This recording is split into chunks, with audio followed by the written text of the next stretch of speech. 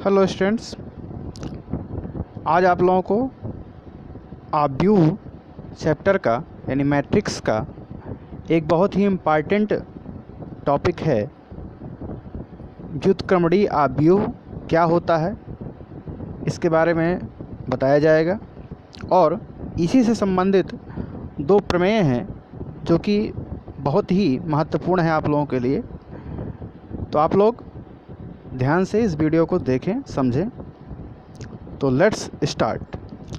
तो जैसा कि आप लोग स्क्रीन में देख रहे होंगे, व्युत्क्रमणीय आव्यूह यानी इन्वर्टिबल मैट्रिक्स।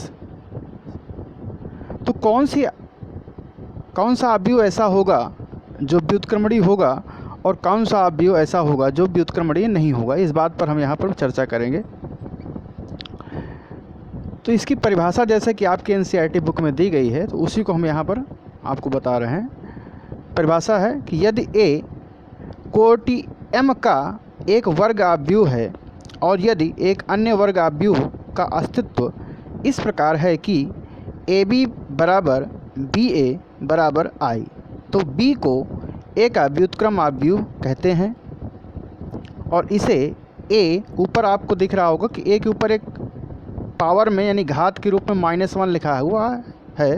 हालांकि इसको A की पावर -1 नहीं पढ़ेंगे या A की घात -1 नहीं पढ़ा जाएगा, ये क्या पढ़ा जाएगा, A इन्वर्स। ध्यान से सुने, A इन्वर्स।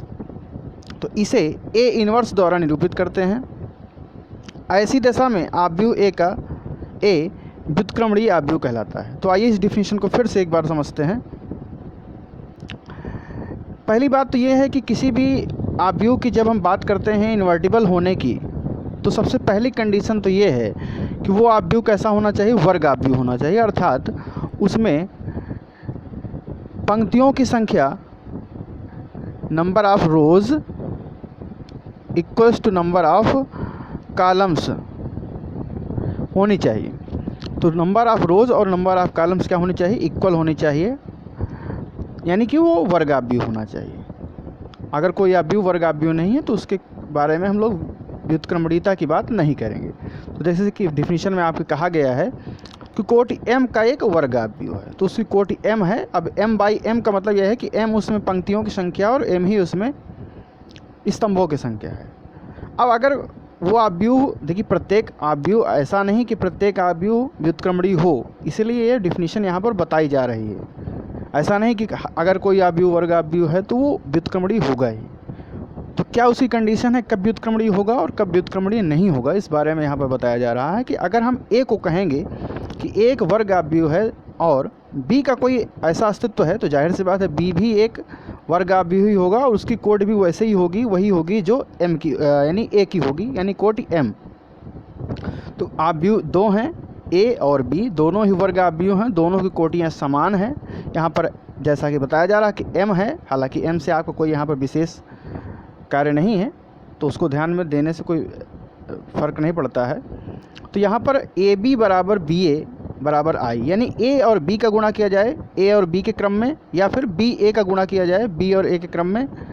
तो दोनों स्थितियों में यदि I का मतलब क्या हुआ, तत्समक आव्यूह होता है। तत्समक आव्यूह जैसा कि आप लोग जानते होंगे, तत्समक आव्यूह किसी भी कोटि का हो सकता है। जैसे कि आपको स्क्रीन में एक दिखाई दे रहा होगा, ये हम एक 2/2 का एक आव्यूह ले रहे हैं। इसको क्या कहेंगे, I से डिनोट किया जा रहा है इसको, और इसको क्या कहा जाता है, इसको कहा जाता है आइडेंटिटी मैट्रिक्स, यानी कि तत्समक आव्यूह। तो यहाँ पर AB और BA दोनों का गुणनफल करने पर क्या आना चाहिए, I आना चाहिए। AB हो या फिर BA हो, यदि I आता है तो उसको हम उस दशा में A को व्युत्क्रम आव्यूह कहेंगे। और A का व्युत्क्रम आव्यूह कौन होगा, यानी A इन्वर्स किसके बराबर होगा, वो B के बराबर होगा। ठीक इसी प्रकार से यहाँ पर स्पष्ट है कि जब हम ये कहते हैं कि A का व्युत्क्रम यानी A इन्वर्स B के इक्वल होगा, तो सीधी सी बात है कि B का व्युत्क्रम अर्थात B इन्वर्स किसके इक्वल होगा, A के इक्वल होगा। जैसा कि यहाँ एक थोड़ा सा समझने के लिए आपको एग्जाम्पल भी दिया हुआ है कि A और B दो आव्यूह हैं, A और B दो आव्यूह यहाँ पर दिए गए हैं आपको। A आव्यूह और B आव्यूह ये दोनों दिए गए हैं। ये कुछ इस प्रकार से, हालांकि यहाँ पर फाइंड नहीं किया जा रहा कि A का ये नहीं बताया गया कि ए और बी कैसे फाइंड किया गया, या ए से बी कैसे फाइंड किया गया, या बी से ए कैसे फाइंड किया गया। एक एग्जांपल के तौर पे समझना है आपको कि ए और बी हमारे पास दिए गए हैं, और अगर हम ए बी फाइंड करते हैं तो ए बी फाइंड करते हैं यानी ए और बी का मल्टीप्लिकेशन करते हैं तो क्या आता है आपके पास आई आ जाता है, और आई आ जाता है। इसी प्रकार अगर हम वहाँ पर बी ए भी फाइंड करें, बी ए भी फाइंड करते हैं तो उस कंडीशन में भी आ जाता है क्या, आई। तो ऊपर दी गई डिफिनीशन के अकॉर्डिंग आप व्यू बी ए का क्या कहलाएगा, व्युत्क्रम कहलाएगा, अर्थात बी बराबर ए इनवर्स, या फिर हम बी इनवर्स बराबर ए कह सकते हैं। तो ध्यान दीजिए कि इस तरीके से हमने देखा कि कोई भी आप व्यू वो व्युत्क्रमणीय होगा कि नहीं होगा, इस बारे में हम लोग बात करते हैं।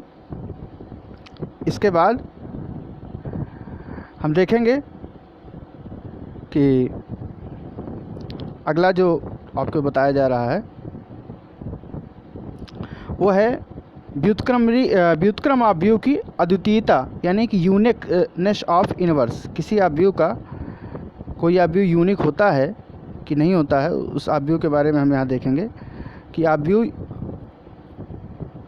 की यूनिकनेस क्या होगी।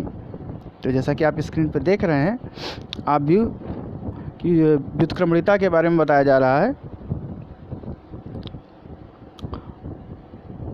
और